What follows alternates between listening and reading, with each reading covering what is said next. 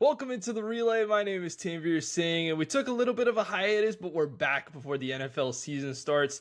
A little over 2 weeks left until the NFL season kicks off between the Seahawks and the Patriots, so we wanted to start our NFL team by team preview series. On today's episode, we're going to start with the AFC North. We're going to talk about a team that employs some of the best wide receiver duo and quarterback combination in the entire league. We're going to talk about the Cincinnati Bengals.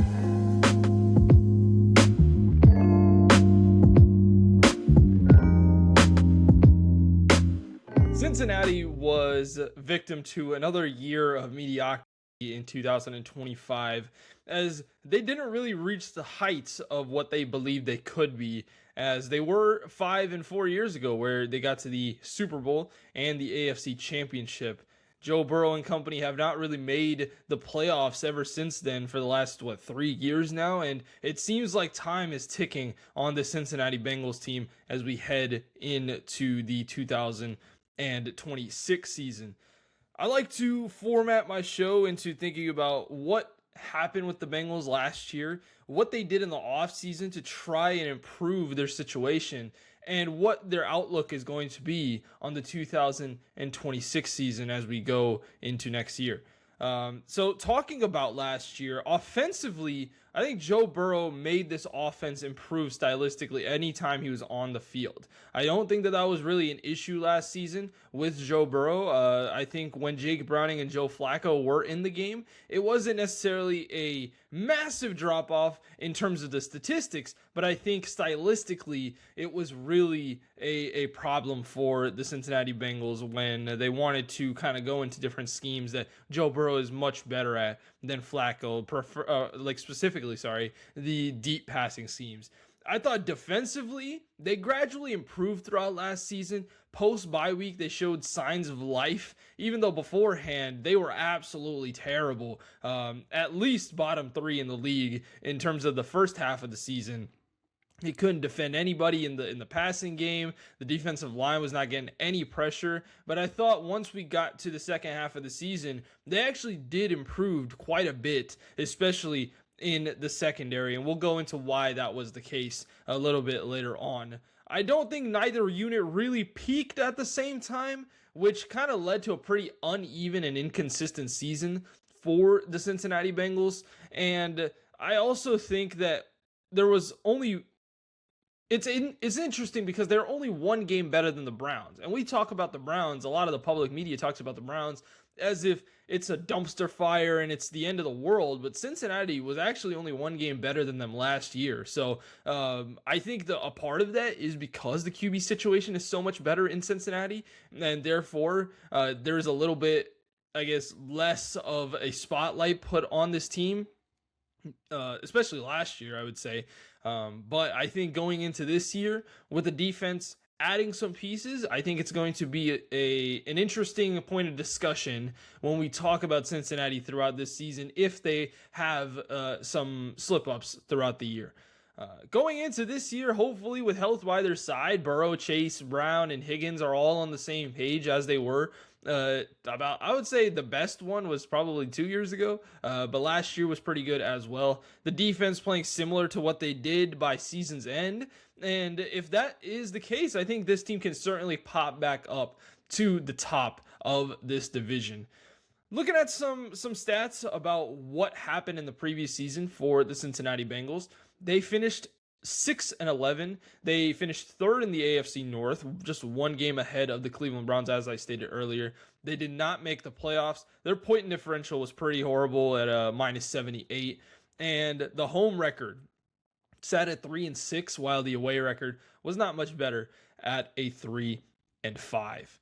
Offensively, I thought this team was all right in areas. If you look at our statistics that we are taking to talk about the seasons, I love using EPA per play. I think it is a great tool to kind of give an overall view of what is working, what is effective, and what really isn't. I implore you guys, if you guys don't know what EPA per play is, just search it up online. I feel like I was talking about EPA per play and the definition of it last year on end, and I don't want to waste time on that. But if we look at the EPA per play numbers, Cincinnati was the 19th most effective offense in the NFL, mostly because of their rush game. They were the 6th most effective rush game in the NFL last season with a plus 0.02 EPA. Their pass game was not as effective, even though you do see a lot of the offense going towards the pass game. They just were not able to be effective last year. On a points per game scale, though, they scored 24.4 points per game, and that was 12th in the NFL last season. I think offensively, some of the takeaways that it had for last season, they didn't rush as much as they should have. They were really effective, as I stated, in running the football, but they were second highest in the rate of pass, right? Like the how many times they passed the football, they were second highest in the league. I think this offensive line has something to do with that, but not necessarily in the way you may think. I think the offensive line, I'll talk about the specifics of the roster. I think they're built similarly to LA, the Los Angeles Rams, where there is a lot of mass on this offensive line, and they're really good in a man running scheme. But I think a problem that Zac Taylor, head coach Zac Taylor, I think a problem with that was he wasn't able to trust this offensive line last year. Even though I think when they did run the football, they were actually pretty good. And I think that was a big reason for why the Bengals did not run as often as they could have. Also, you got two highly paid receivers that want the football in Jamar Chase and T. Higgins, and I think that was kind of what they wanted to do last year. They wanted to get out to leads early, just like score points on end as fast as they could, and kind of defend the lead as much as they could by the game's end. And that certainly was not a recipe for success last season, as we know. Going back to the offensive line, I think there are some stats that kind of back up why I think they should have been running the ball a little bit more. They were top 10 in success rate in man blocking concepts. They were averaging 4.2 yards per carry in those. 8.5% tackle for loss or no gain, which is actually a pretty good number. And of course, they didn't have as many explosives as you would like, and that's possibly because of the running back himself, Chase Brown. But I think that the overall 4 to 5 yard gains that they were getting out of the running game were something that they should have gone back to a lot more often last year. I don't think terrible defense is really an excuse for that, for the lack of running the football, because their run rate, having the lead and without the lead, was kind of similar, where it just wasn't enough to where I thought that it should have been. Maybe if they do have an increased workload, the effectiveness drops a little bit, but I think that this needs to be a point of emphasis going into next season for Cincinnati. They had the highest first and second down pass rate, which sometimes set the Bengals back in third and long situations. And I think Zac Taylor now needs to understand that they do have an offensive line that may not be elite, but it is really effective at running the football. And maybe Chase Brown can get more carries next season and kind of balance out this offense a little bit. The Bengals also, what was interesting about their offense last year, they ran a lot more 12 personnel than I expected. Obviously not more than 11, but they ran a lot more 12 personnel sets. And there are a couple of reasons for that. One, I think they had a really good blocker at tight end in Drew Sample last year. And he was kind of used as a pseudo fullback in third down situations. He was so good that I think it was kind of helping the offensive line in pass protection. Obviously, this offensive line has kind of been marred by controversy because Joe Burrow has been sacked so many times over the first couple of his seasons. And in terms of pass pro, I think Sample did really well in alleviating some of that pressure, especially on the back end of the season, as we saw with some of the wins that they had, especially in the Baltimore game on what I think it was Thanksgiving. I think it was a Thanksgiving game. I think that you should see more of this going into next season. I think that while the offensive line did add some pieces, the pass pro is still something that I am a little bit worried about. And I think this is another note as to Zac Taylor not trusting the offensive line, right? Adding a tight end on every third down situation to try and shore up the blocking for this team, that he really couldn't trust 5 offensive linemen out there. But yeah, overall, I think that there are things that they can improve. Obviously, I didn't really talk about the passing game and its ineffectiveness. And obviously, ineffectiveness, fluctuated between Burrow and Flacco and Browning. But I think that when Burrow was on the field, this team was much more effective with the football. I think that's pretty simple math, if I do say so myself, right? Defensively last year, they were 29th in EPA per play, 28th in EPA per pass. They were 29th in rush effectiveness and 30th in points per game allowed. So you look at these numbers throughout the entire season, and they look pretty terrible. This is looking like this is one of the bottom 3 defenses in the NFL. And I think that there is a little bit more nuance to the numbers right here, right? Pre-bye and post-bye were very different for this team last season, particularly due to Trey Hendrickson's injury.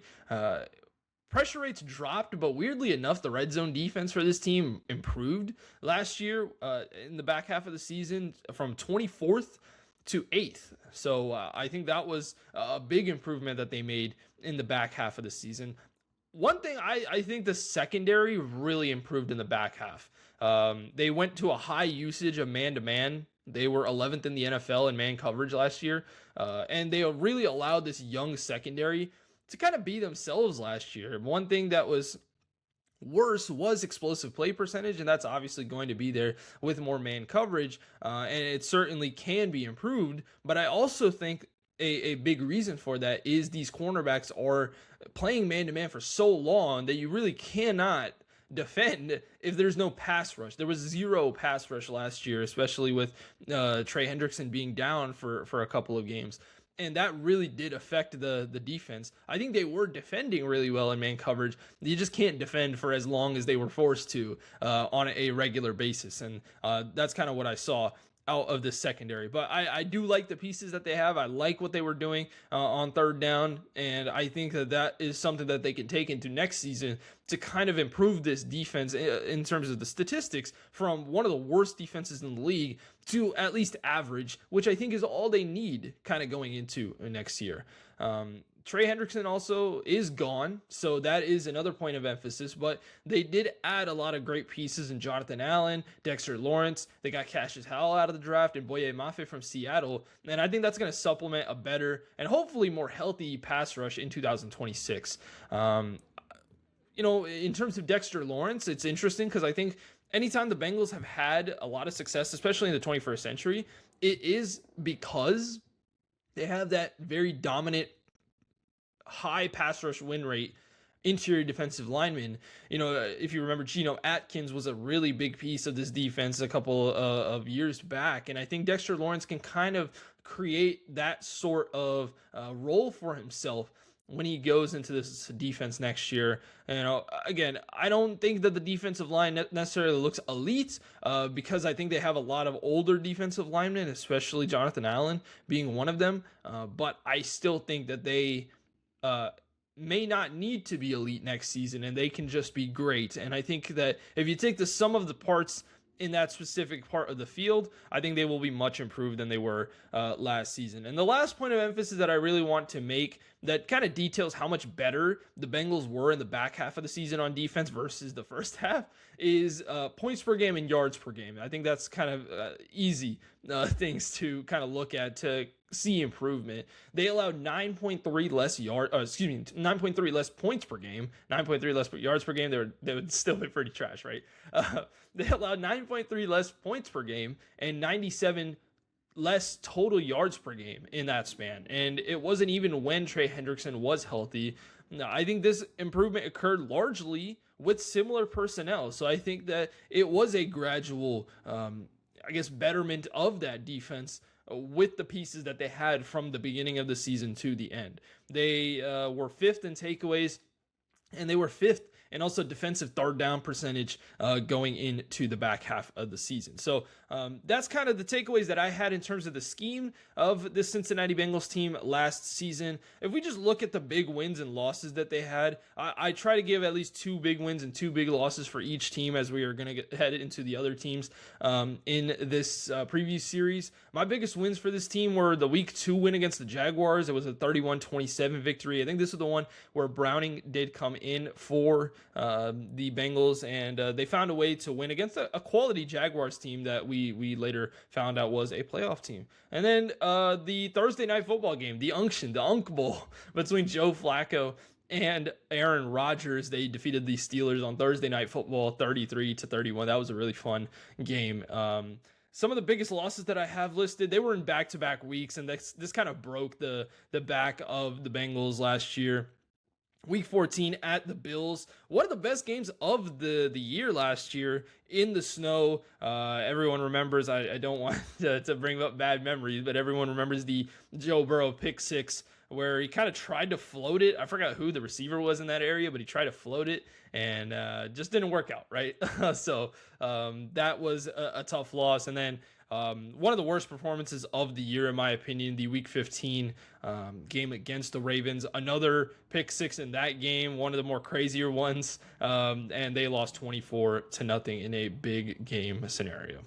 Now, I want to look at what the Bengals are looking like going into next year, and what I'm going to start with is their coaching tree. So looking at the head coach, offensive coordinator, and defensive coordinator, head coach is still Zac Taylor. He's entering, surprisingly, his 8th season as Bengals head coach. He has a career record of 52-63-1. I think obviously he's more of an offensive-minded head coach and the primary play caller for this team. But I think that it is interesting. He has shown that he can oversee an explosive offense when Joe Burrow is healthy. My biggest criticism about Zac Taylor is Cincinnati's offense relies kind of more on Burrow and its skill talent rather than Taylor kind of creating schematic advantages for his players. I think he looks at the greatness of what Jamar Chase and T. Higgins provide, and instead of trying to make it better in terms of the scheme, he kind of just relies on Burrow and Chase to kind of make plays for themselves in the offensive, sets that they have. I also think the in-game management is kind of average for Zac Taylor. I think there's many different categories in which he can improve in in-game management. I don't think it's necessarily a major strength of Zac Taylor's. And for a guy that I had a lot of hope for in that Super Bowl season, I think it's slowly fading away. And if we have another bad season in Cincinnati, I think Zac Taylor could be on the outs before we know it. So I think this is a big year for Zac Taylor. Offensive coordinator is Dan Pitcher. He's entering his 3rd season as OC. He does not call plays for this team. Taylor retains that responsibility, but I think that some of the big things that he has brought to the table, and him and Taylor working together, Cincinnati has leaned heavily on shotgun, and I think rightfully so, they have been criticized for lacking motion creativity and easy answers for the quarterback. Once again, as I stated, trying to force Burrow to make plays for this team instead of trying to scheme Burrow and have him have receivers open or wherever he possibly can, right? I think the biggest question for the offense in 2026 as it pertains to Pitcher and Taylor is whether the Bengals can make offense easier for Burrow instead of asking him to consistently create the answers for himself. Defensive coordinator for this team is Al Golden. He's entering his 2nd season as Bengals defensive coordinator. Came to Cincinnati after a very successful run at Notre Dame, but the first season, I think, in all, was major disappointment defensively. But I think, again, they improved at the end of the season, and I think that's kind of like why they retained him, right? So I think if you didn't see that improvement, Al Golden probably would have been one and done, but I think that's why they did bring him back. He also, he brings experience and a strong previous resume, but now I do think that he does need to translate that college football success to the NFL, and I think that a defensive improvement in this offseason could be one of the biggest swing factors for Cincinnati season, and that's all going to be under Al Golden. Again, what I like about this staff, I think Taylor and Burrow having those years of continuity together is really a big thing. The offensive ceiling, I think, still remains extremely high for this team under Zac Taylor. I know that people sometimes can dog on Taylor and his play calling. Obviously, I have just like a couple minutes ago, but I think the ceiling is still there. Because of the talent of the QB and the wide receiver. It's just, can Taylor bring the best out of those guys? I think Golden has shown that he can coordinate a high-level defense. We saw it at the end of last season. I think that we also saw it elsewhere in his career. And also what I like is the late season improvement in the run game. I think this gives Pitcher and Taylor, another potential avenue for this offense as we go into 2026. What concerns me about this coaching staff, I think the offense, again, can feel very dependent on Burrow. The lack of motion and schematic variety makes Cincinnati work harder than necessary. I also think that Taylor has yet to consistently maximize the Burrow era in terms of team results. Yes, they got to a Super Bowl and they got to an AFC Championship, but I think this has got to be a year where he is kind of showing his flair as an offensive play caller versus trying to just rely on Burrow once again. And I also think that Golden, he has to kind of prove after last year's defensive struggles early in the season that they were not indicative of what this unit is going to be going forward, because I think another bad season or a retread of what happened last year, and I think Al Golden will probably be gone after this season. Something else that happened in the offseason is, additions, departures, and re-signing. So we're going to talk about that as well. For the Bengals, I liked their offseason. I really did. I liked their draft. I liked their, additions. So looking at additions, they brought in Kyle Duggar for $1.4 million per year from Pittsburgh. Obviously, edge Boye Mafe, as I stated. They front-loaded him with a cheap deal for a decent edge, and I think this is a decent piece for that Super Bowl winning team in Seattle last season. I think 8 or 9 sacks is probably a good goal for Mafe in this first year. And I also think Lawrence's interior pressure is going to allow for 1v1 opportunities for Boye Mafe. Speaking of Dexter Lawrence comes in for $28 million a year. He's the biggest acquisition of the offseason for the Bengals. He really does give Cincinnati a quality interior defensive lineman that can create elite pass rush from the inside. Obviously, they traded away the number 10 overall pick for him, which the Giants, I believe, used for Francis Mauigoa. I think that's who got drafted at number 10 this year. But I think that was worth it. If you're going to get a defensive piece like Dexter Lawrence, and you can build your draft around that piece, I think that is the way to go, and I like what they did there. In terms of departures for the Ravens, obviously Trey Hendrickson, he's going to Baltimore. I think the move was telegraphed for Hendrickson, the cornerstone edge rusher for the past few seasons that kind of weaseled his way into Baltimore. After the Max Crosby trade was overturned, was a interesting change of scenery for him. He obviously stays in the division, which will suck for Cincinnati. But again, if anything is shown from last year, I don't believe that this team is really tied to Hendrickson to have success for this defense. Noah Fant, also one of the players that leaves this team. He goes to New Orleans. He had 3 fumbles returned for touchdowns last year, which is an unbelievable rate, and I don't think they don't need him at the tight end position. Joseph Osai goes to the New York Jets.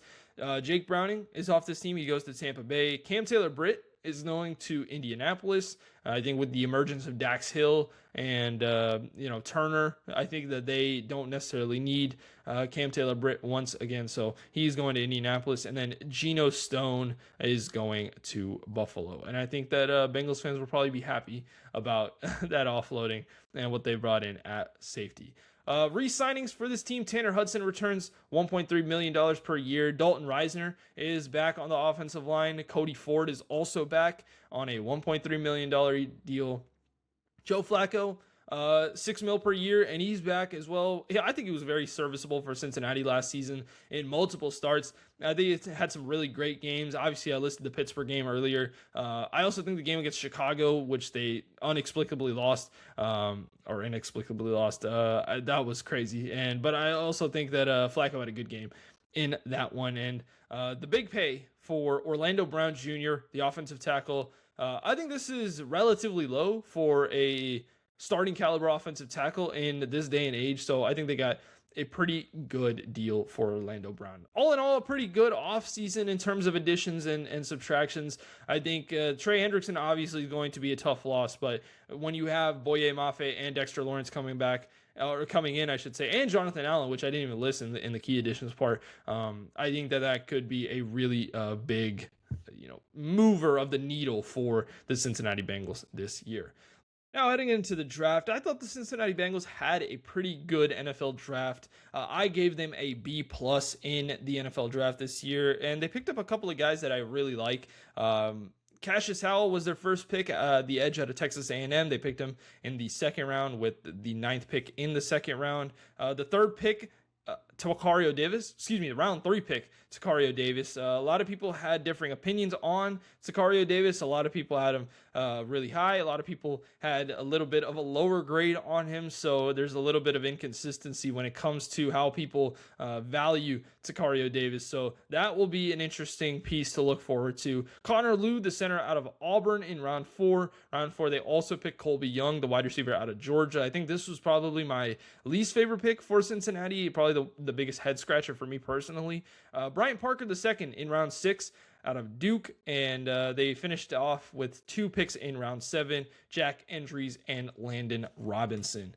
I like to give a couple of superlatives for the NFL draft. I like to give my favorite pick, my sleeper pick, and the biggest draft question heading into the season or coming out of the draft. So let's start with the favorite pick. My favorite pick was Connor Lew, the offensive lineman out of Auburn. I think he really has the ability to start at the center position if he is healthy, and I think he played phenomenal for Auburn last year.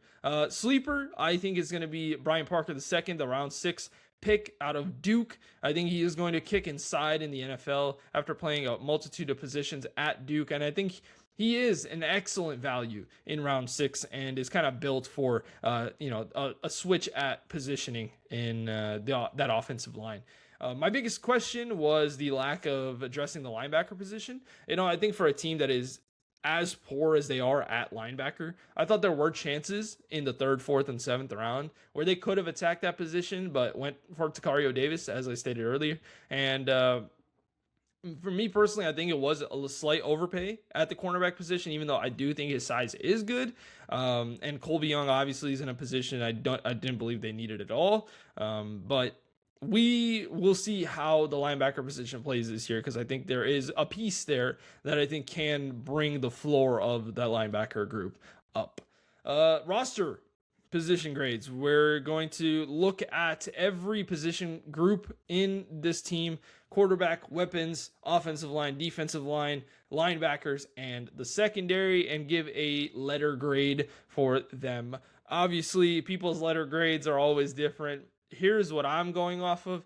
An A is going to be a elite or great prospect. B is a good to great prospect. C is an average prospect. I was saying prospects. I meant position group.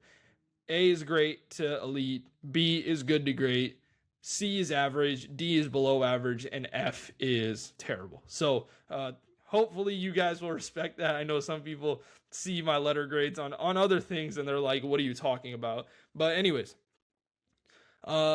quarterback, for me personally, it's an A-. Joe Burrow, I think he feels a renewed focus this season.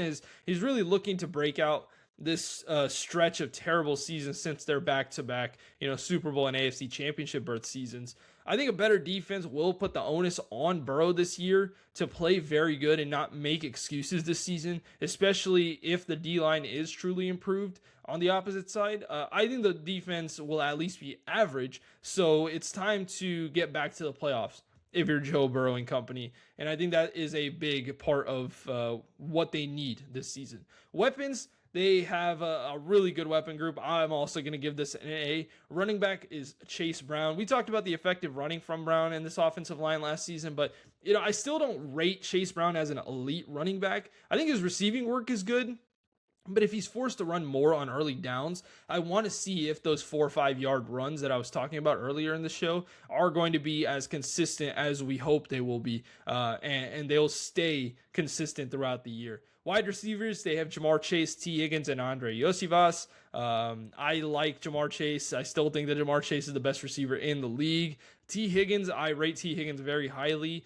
Obviously, they are going to get Andre Osivas, or they'll get some of the other tight ends involved in this offense. But I think that when you have two receivers like T. Higgins and Jamar Chase, that's probably one of, if not the best wide receiver duos in the league. Mike Gesicki is their tight end, but as I said earlier, I think that they can run some 12 personnel sets with the tight end position. Offensive line, Orlando Brown Jr. will be the left tackle. Obviously, this is not set in stone, but this is what I think the offensive line will be. Left guard is going to be Dylan Fairchild. Center is Ted Karras. Right guard, Dalton Reisner, returned on a new deal. I think Reisner had a decent season last year with a pairing with Mims on the right side. And I think an increased running workload is something I want to see on that side of the offensive line, so we can see a little bit more success on a more consistent basis with this running game. And obviously right tackle is Amarius Mims. I'm going to give this offensive line a C+. I think they're like slightly above average. I don't think they get into that really good category yet, but maybe another season where they have some running success, and maybe I'll put them a little bit of a higher grade. Defensive line, Boye Mafe, Miles Murphy, and Cassius Howell on the edge. This to me is a B-. Obviously on the interior, it's really good as well. Dexter Lawrence, Jonathan Allen, and Shamar Stewart has kind of gone a little bit to the interior now after having a tumultuous season, last year in the interior. So we'll see how he improves. Cassius Howell is a guy I want to talk about for this defensive line. Obviously, he was a first-round selection for the Bengals in 2026. And while his role will more likely be like a DPR, a designated pass rusher this season, I expect him to battle with Miles Murphy for the second defensive end role by season's end. I believe in Howell's upside. I think that he will play really well in this season when he does get snaps. And although it's unlikely he will completely usurp Murphy by season's end, I still think that there has to be a discussion by season's end that if Cassius Howell can be the starting edge opposite Boye Mafe. Linebackers, clearly the weak point of this entire team. Demetrius Knight Jr., Barrett Carter, and Oren Burks. I gave this a D-. I think that Knight Jr. was a bright spot for this linebacking core towards the end of last season, and I think with more off-season attention being put towards their terrible D-line, the responsibility is going to be on Demetrius Knight Jr. to raise the floor of this linebacking group all by himself, basically. I think Barrett Carter's okay, but nothing special. Oren Burks, I thought, was better. I think they were hoping to get a little bit more out of him. Obviously, came from San Francisco and Philly, but I think Knight Jr. is going to be the clear piece that they need to get a lot out of at the linebacker position. Secondary, I'm going to give the secondary a B-. I like their cornerbacks. DJ Turner II, Dax Hill, and Jalen Davis are probably going to be the main three cornerbacks on this team. I think Turner's game improved during the end of the season where the man-to-man sets were used more regularly, especially on third down. And I think Hill and Turner have the ability to stack another good season. But I think Turner is the underrated piece that I think should be ready to shine in 2026. And then safeties, we got Brian Cook and Jordan Battle. Brian Cook obviously coming over from Kansas City. I think that they can, solidify that safety duo up there. I think overall, an improved defense that I think should play much better than they did last year. We're almost at the end of this video, so I am going to give my prediction and superlatives for this team.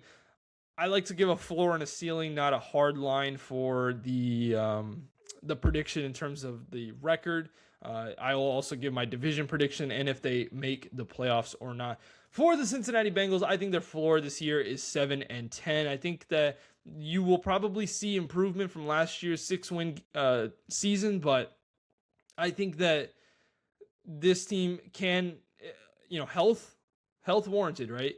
I think if they do have the health, I think that they will improve the win total from last year at least by 1 game, and that's my floor for this team. Obviously, if injuries still plague them, if the offensive line doesn't play as good as they did last year, if the defense doesn't improve, I should say, from last year, I could see them hitting their floor of 7-10. My ceiling for this team is 11-6. I'm not going to go much higher. Even in the years that they went to the Super Bowl and went to the AFC Championship, they didn't really have a 12, 13, 14 win season. And I don't think that this team is built for that kind of win record, especially in the AFC North, where they kind of just feast on each other all the time. So I think that this will more likely be this is kind of the ceiling that I'm looking at for the Cincinnati Bengals at an 11-6 record. Division prediction for me personally, I think they get second in the AFC North this year, and I do think that they get back to the playoffs for the first time in many years, behind an improved defense and Joe Burrow. And finally, let's get some superlatives out there. Bold prediction, biggest question, biggest strength, biggest concern, and I do have a stat that I want to leave off with you guys. My bold prediction, I think the D-line additions improved this team's pressure rate to top 10 in the league. I think that is a prediction that probably won't occur, but I think that they have that in the realm of possibility with them after having a terrible pressure rate last season. My biggest question for this team is, can the secondary add upon their 2026 late season success to help this defense be better than the public notion that they are pretty trash? I think that the cornerbacks are probably going to have to be the centerpiece of that discussion. Biggest strength for me is the weapons. Obviously, Jamar T, Gesicki, Chase Brown. I listed that earlier. I think that is the way for them to go in terms of improving their offense, but Chase Brown being the biggest piece to that going into this year. And then my biggest concern for this team is the defense not taking a step forward, the defense kind of reverting back to what they were at the first half of the season, and maybe some of those defensive pieces not really panning out as we thought they could have in the start of the season. So, that's the Cincinnati Bengals. One stat I wanted to leave you guys with that I think will show why I also think that the Bengals will improve from last year. Cincinnati tied the NFL record last year with 9 turnovers returned for touchdowns. I think this certainly should regress in 2026, which can make up for more wins in these close games that they had last season. So that was really impressive in a bad way. 3 of them were Noah Fant, who fumbled the ball 3 times and had it returned for a touchdown. Thank you guys for sticking around in this video. We kind of talked about everything about the Cincinnati Bengals today. The next episode is going to be about the Pittsburgh Steelers. I hope you guys will be back for that. Please follow us on @TheRelayMedia on Instagram, X, TikTok, and Threads. And also subscribe down here at The Relay Media on YouTube, as we're going to be doing a bunch more NFL team previews as we go into the 2026 season. Please subscribe, and thank you guys for watching.